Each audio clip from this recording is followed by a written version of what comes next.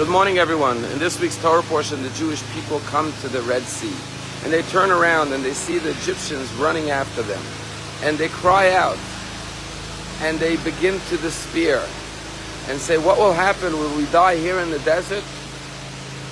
And our rabbis tell us that there were 4 different opinions.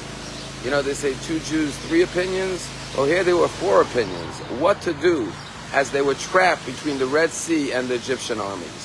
One group of Jews said, let's just jump into the sea, commit suicide, give me freedom or give me death. I'd rather die than go back to Egypt as slaves.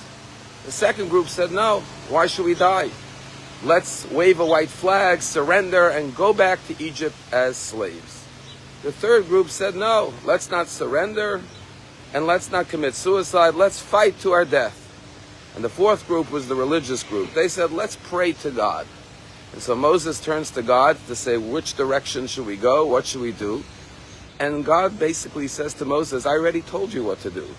Daber el bnei Yisrael v'yisa'u. Tell the Jewish people to keep on journeying forward. I told you we're going towards Mount Sinai. We're going free. Why are you even questioning? Just do what I told you to do. Go forward. And the question is, there's a sea in front of us. How do we go forward?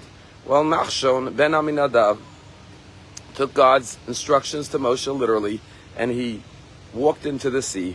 And our rabbis say he walked and walked until the waters reached his mouth and then his nostrils. And when he couldn't go any further, the sea split, and the entire nation crossed over to the other side in freedom as the Egyptians were drowned in the sea.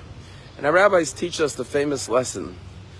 You know, there's a quote that says, don't tell God how big your problems are.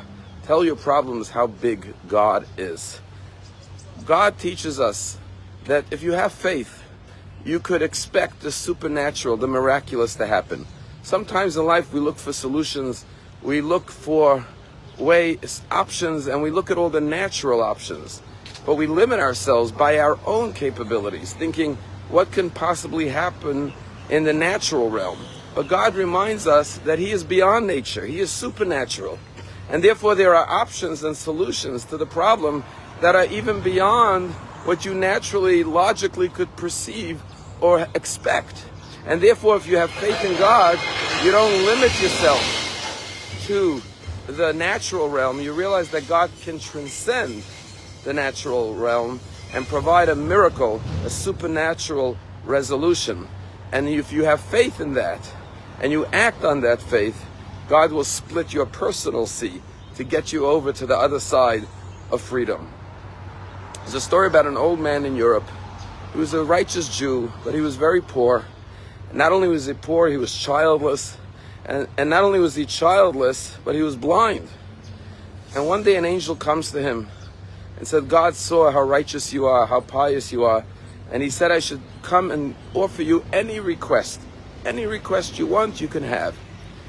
He said, that's a big offer. I need to discuss it with my wife.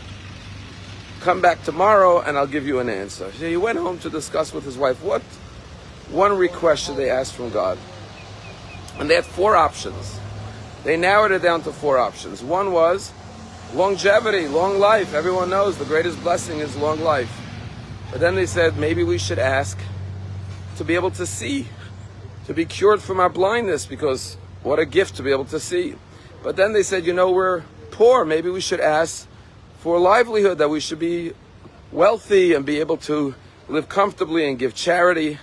But then they said, well, we're also childless. Maybe we should ask to have children. And so all night they're discussing, should we ask for longevity? Should we ask for the cure to our blindness? Should we ask for children? Should we ask for wealth? The next day, the Jew goes back to the synagogue and the angel appears and says, have you and your wife decided what you want to request? He said, yes, we finally came to a conclusion. The angel says, what is your request? What are you asking for? And he says, we want to live to see our great-grandchildren eating off silver dishes and cutlery. And that one request, he asked God for everything. To live a long life, to see his great-grandchildren eating in a luxurious, wealthy manner, or silver bowls and dishes and cutlery. Don't limit yourself. God can transcend the natural order. He could split the sea. Sometimes you see an obstacle that seems so formidable that you think, how could I ever traverse and overcome this? But that's because we're thinking with our limited mindset. If we are connected to God, we know that God can provide miracles. So don't tell God how big your problems are.